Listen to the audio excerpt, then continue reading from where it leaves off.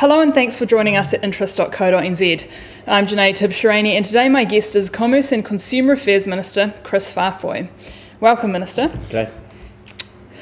The previous government, just before the election last year, wrote to Payments New Zealand asking it to report back on what it's doing to pave the way for open banking. The government gave the bank-owned organisation until April to respond, which it has. Payments NZ says it's developing a piece of technology called an API that banks and third parties can use to connect their systems. It's also writing standards around the use of this API. The earliest the API and corresponding standards are expected to be ready is the end of the year. Minister, are you comfortable that an organisation funded by banks has consumers' best interests at heart as it looks to self-regulate on open banking? I can imagine that's a valid concern from some people, but we've wanted to work collaboratively with the banks because at the end of the day I think it is their data within their systems that we're going to have to access for open banking to work. We've made it very clear from the outset what our fundamentals are, that is making sure that they work in the best interests of consumers, and I think also importantly for those small fintech companies who are developing technology that will plug into the API framework, making sure that there's open and reasonable access to that those players aren't shut out of the market. The message to them hasn't changed. They did deliver their report to us a couple of weeks ago. We're happy with the work. We want more momentum. More momentum? Yep. I think the players in the market that we've seen are happy that things are moving faster. But I think we want to see, as you mentioned in your intro, the end of the year isn't that far away. More momentum, but I think we've asked to keep in touch with them to see how their framework is progressing, to see if we think it's ready to go further than what it's planned to do at the moment and be able to take a venture out into the open banking world. Okay, so the Payments NZ is running a pilot at the moment. So it has this API, it has a piece of technology, it's piloting it, at the same time it's writing these standards. And the end of the year is the soonest that it's said because it depends on, according to Payments NZ, the outcome of the pilot. You know, if the pilot goes well, then it might be ready to go, it might be longer. Have you put more specific timeframes around? No, we haven't, but I think the message around the momentum, making sure that they do make good progress and keeping in touch over the next 7 months is going to be important to make sure we're happy with that their system is ready to broaden out and get into what we would call open banking, just beyond the payment system at the moment. We've also told them again what our fundamentals are. And I think they already know through previous interviews and meetings that we've had with them that if we don't think that those settings are right in terms of regulation for keeping the consumer at the heart of it and making sure that fair and open access is there, and that is still definitely an option. Okay, look, at the end of the process that Payments NZ is going through, it will have the technology and a set of standards ready, but there will still be no obligation for banks to actually use the API and use it according to the standards. So this is unlike in Australia and the UK where banks are being made to do it. And as you know, 4 of our major banks are Australian owned, so the parents in Australia are made to do it. It's still different here. What makes you think that banks will actually go for it if they're not made to? Well, when I went over to Australia and asked the person who put Scott Farrell, who put the report into their open banking out, his sales pitch to the banks over there is, why wouldn't you do this if you can take somebody else's customer? I think there will be opportunity in this for banks and also opportunity for fintechs, which I think is the most exciting part of open banking. We've told Payments New Zealand that if they've said the end of the year is when they think they're going to be ready, that there is pressure on them now to make sure that they are ready and that everyone is on board and playing by the rules and understanding exactly how the market will operate. If they're not, then obviously, as I said, that we may have to step in to make sure that we're happy that the fundamentals that we are concerned about with open banking are met, to make sure that the system will work. Okay, look, why would they not get involved with the comment is an interesting one. The Westpac Group maintains that an introduction of open banking could cost it more than 200 million Australian dollars in upfront costs, and its customers up to 250 million in annual fraud losses. So those are quite large numbers. I know banks have lots of money, but those are large figures. You still think that why wouldn't they, even though they'll have to endure those costs? Well, I think they're going to have to get with the changes in technology and realise that if they're not, they're going to get left behind. You know, the UK is moving, Australia is moving. Interestingly, Westpac being having an Australian parent, I think that whether they like it or not, this is where the market is moving. I think all the banks are represented on the Payments New Zealand board. The messages that we've been getting have been saying that they're still all happy with the progress that the pilot is making.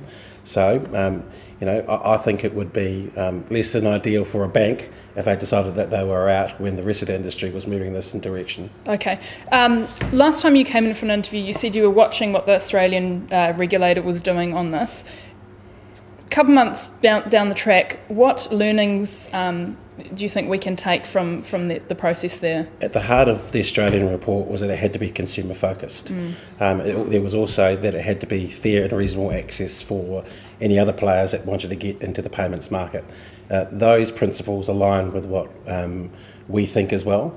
Yes, we are taking a different approach, but I would hope that the collaborative approach that we're taking at the moment and the speed now that we've got the report back from Payments New Zealand will get us to a happy place that everyone could be happy and that the principles that we care about would be met as well. There's some pressure on Payments New Zealand now, I think, to make sure that their system is ready to go at the end of the year, as they say. We have points along the way before the end of the year to make sure that they're getting the momentum that we think they need. Okay. In terms of the creation of these standards, because that is really important, my understanding is the technology is fairly simple. So the APIs, the technology that's used to make these connections between entities are already around. So, if you connect to your Facebook and you connect to Spotify via Facebook, all those sorts of things, the technology is there. The main thing is the standards. Is the Ministry of Business, Innovation and Employment, MB, is it involved at all with the formation of these standards? That's looking very closely, obviously, with Payments New Zealand, sorry, too many acronyms, I think, assist in that process. How much involvement? They're in pretty regular contact. But I think not just the technical standards, I think there might be another issue that we have to watch closely, and that is the contractual arrangements that banks have within the standard as well.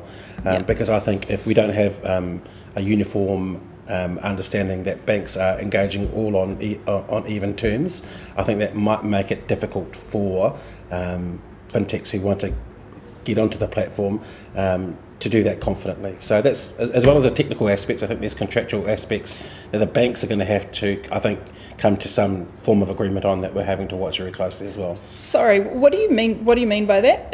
Equal terms? Oh, look, I think, I think those contracts that banks will have with a third party or more likely a fintech will have to be relatively standard across the board. I see. To make sure that the fair and reasonable access that we're talking about is there. They'll have to have individual selling points, of course, and that will be in the detail. But I think making sure that one isn't more onerous in a technical aspect or a commercial aspect is going to be one of the key things to making sure that there is that fair and even access to the framework. Sure. Okay. Right. That's a key point.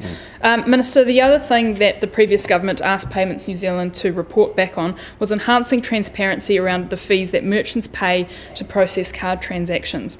So Payments NZ has come back saying that that banks, Visa and MasterCard are going through more detailed reporting processes, so there's more transparency. At the end of the day, the fees that merchants pay are still really high compared to other jurisdictions. For example, for a retailer transacting $1 million a year, the fees that they'll have to pay are around $14,000. So that's quite high. Do you think more transparency is enough? I think transparency obviously is ideal, but I think this is where more momentum and more movement towards an open banking framework or platform or availability of that to our customers will, and I hope, reduce the ability or increase the ability of merchants to shop around. I think we've seen if you're talking about credit card merchant fees, I think we've seen, I can't recall which one it is, but one of those card providers reduced their merchant fees recently, only, I think it was by roughly 10%. Right. We would hope that that is passed on to consumers, but I would like to see more pressure on that to make sure that I think that the merchant fees are fair for both the merchants and the consumers. Okay, so more competition in the space will put them under a bit of pressure. Yep, well, that's what I learned in fourth form economics, so hopefully that happens. What would be the problem, though, with regulating those merchant fees, with capping them? Like, what would be the issue?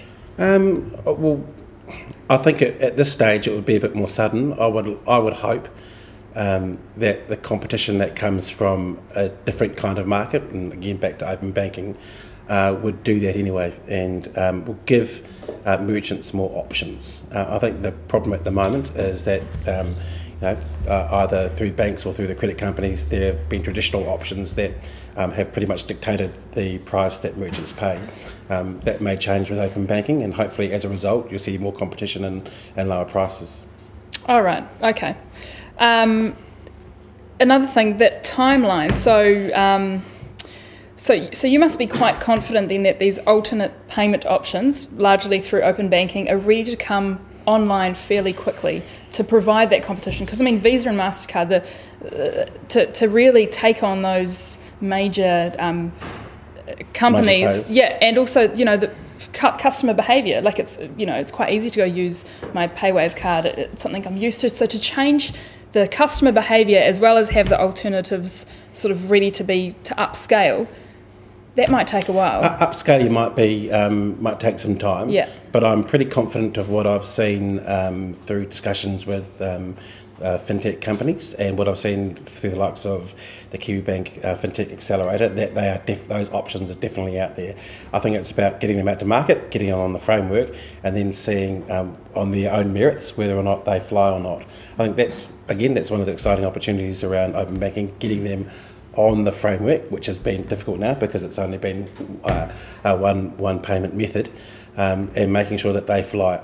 Upscaling, yes, might be an issue, but I think hopefully once these new products get to market and either merchants or customers like it, then they take off. And again, not just within the domestic market, but hopefully they are the kind of things that we'll be able to export as well. Sure. Okay, Minister, thank you so much for your time. Really appreciate you coming in, providing another update for us on these topics. We'll no doubt keep in touch and see how Payments New Zealand is getting on, meeting some of the timeframes you've put there. Thank you. And I'm Janae Tibbs-Shirani from interest.co.nz.